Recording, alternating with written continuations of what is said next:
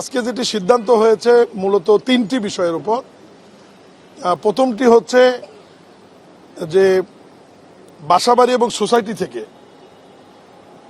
পয় নিষ্কাশনের যে ব্যবস্থাটা সরাসরি সুয়েজ লাইন যেগুলো লেকগুলিতে গিয়ে বা খালগুলিতে গিয়ে পড়ছে, কোন কোন বাসাতে সেফটি ট্যাঙ্ক বা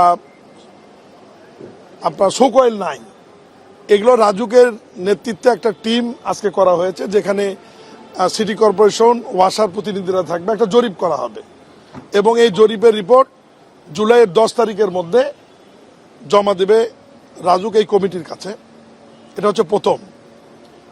দ্বিতীয় সিদ্ধান্ত হচ্ছে যে আমাদের ঢাকার যে বস্তিগুলো রয়েছে, বিশেষ করে করাইল সহ বিভিন্ন বস্তি রয়েছে, এই বস্তিবাসীদেরকে জীবনমান উন্নয়নের জন্য কি করা যায়, সেখানে উন্নত দেশগুলোর মতো কাউন্সিল বাড়ি করা যায় কিনা, বা পরিচ্ছন্ন কর্মীদের জন্য যেরকম আমরা 400, 500 বা 600 স্কোয়ার ফিট আবাসন করেছি সেই রকম আবাসনের ব্যবস্থা করা যায় কিনা, এ ব্যাপারে একটা ফিজিবিলিটি স্টাডি করার জন্য স্থানীয় সরকার মন্ত্রণালয় এবং গণপূর্ত মন্ত্রণালয়কে আলাদা আলাদাভাবে মাননীয় প্রধানমন্ত্রী একটি অনুশাসন জারি করেছেন।